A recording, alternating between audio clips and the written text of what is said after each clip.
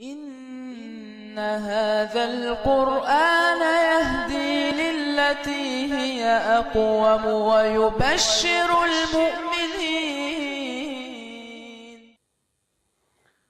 أعوذ بالله من الشيطان الرجيم. بسم الله الرحمن الرحيم. الحمد لله رب العالمين، نحمده ونصلي على رسوله الكريم.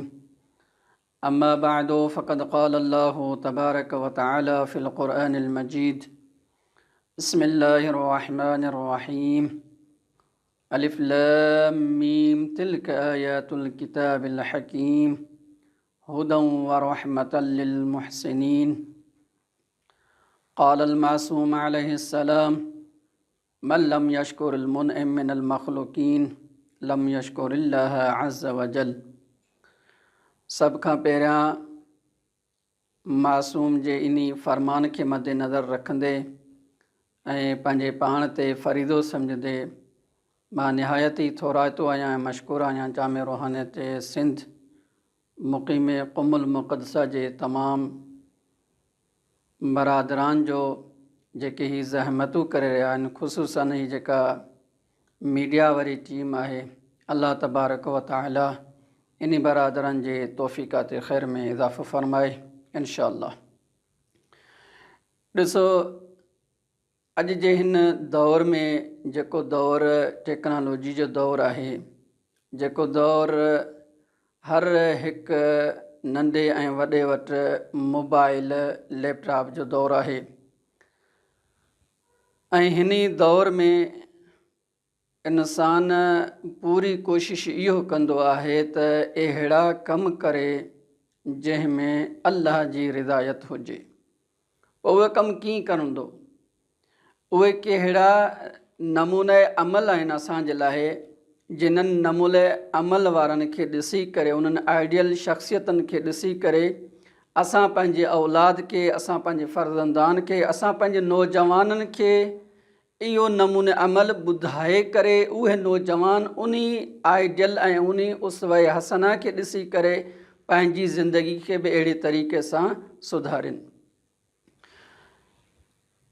अॼु जे हिन टेक्नोलॉजी जे दौर में ॾिसो, नौजवान ऐं क़ुरान जो पाण सां कहिड़ो रब्त आहे, यानी उहे कहिड़ा कम आहिनि जंहिं कम जे करे नौजवान अॼु क़ुरान सां मुहबत करे। क़ुरान में खोड़ सारियूं अहिड़ियूं नेमतूं अल्लाह ज़िक्र कयूं आहिनि, जिन्हनि नेमतुनि जे लाइ अल्लाह तबारक व तआला इहो चयो आहे त ऐं इंसान, ऐं बंदे ख़ुदा, अगरि तूं हिदायत चाहीं तो, अगरि तूं चाहीं तो ते अल्लाह जूं रहमतूं नाज़िल थियनि, अगरि तूं बिशारत चाहीं तो त ही क़ुरान अथई, हिन क़ुरान जा ही शख़्सियतूं नमूने अमल अथई।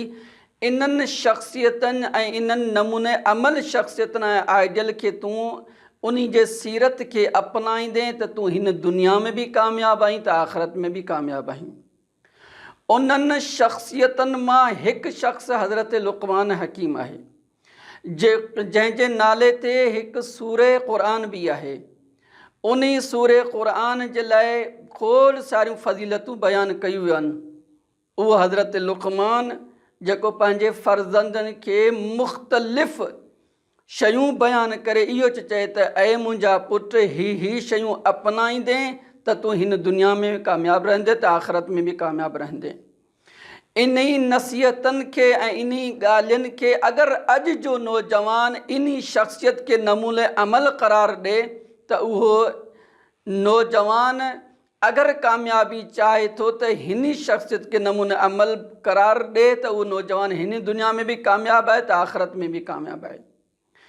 सूरह लुक़मान जी फ़ज़ीलत खां पहिरीं मां इहो चवणु चाहियां थो त हीअ क़ुरान, जंहिं क़ुरान जे लाइ सूरह लुक़मान जी पहिरीं नंबर आयत में इहो चयो अथसि: अलिफ लाम मीम तिल्क आयातुल किताबिल हकीम।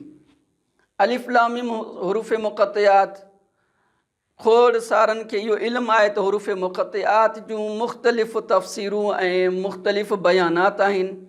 उन मुख़्तलिफ़ बयानात मां हिकु इहो चयो आहे त इहो हिकु रम्ज़ ऐं राज़ आहे, हिकु अल्लाह ऐं उन जे रसूल जे विच में रम्ज़ ऐं राज़ आहे। इन जी को ख़ासि मानो बयानु कोन कयो वियो आहे। उन खां बाद वारी आयत में अल्लाह तो इहो इरशाद फरमाए तिल्क आयातुल किताबिल हकीम। तिल्क जेके लुग़त जा मुअद्दिब आहिनि, जेके लुग़त जा बयानु कंदड़ लुग़त आहिनि, उहे इहो था चवनि त तिल्क हिन क़ुर में इहो आयत इशारो आहे परे जे लाइ, लेकिन असुल में हिन क़ुर जी अज़मत खे बयानु करे रहियो आहे। तिल्क आयातुल किताबिल हकीम, हिन क़ुर में उहे निशानियूं आहिनि जेके आयातुल किताबिल हकीम। ही जेको क़ुर आहे अलिफ लाम मीम, तिल्क आयातुल किताबिल हकीम, निशानी आहे, किताब आहे, हकीम आहे। ही किताब हुदऊं व रहमतल लिल मुहसिनीन, ही किताब हिदायत आहे ऐं रहमत आहे लिल मुहसिनीन, उहे बंदा जेके नेक कम अंजाम ॾियनि था, उहे बंदा जेके मुहसिन आहिनि, नेक कम अंजाम ॾियनि था, उन्हनि जे लाइ ही किताब हिदायत आहे ऐं रहमत आहे। ख़ुदावंद आलम खां इहो दुआ आहे त असांखे क़ुर जी सीरत ते हलणु ऐं उन सीरत खे सम्झण सां गॾोगॾु उन सीरत ते हलण जी तौफ़ीक़ अता फ़रमाए। वस्सलामु अलैकुम रहमतुल्लाहि व बरकातुहू।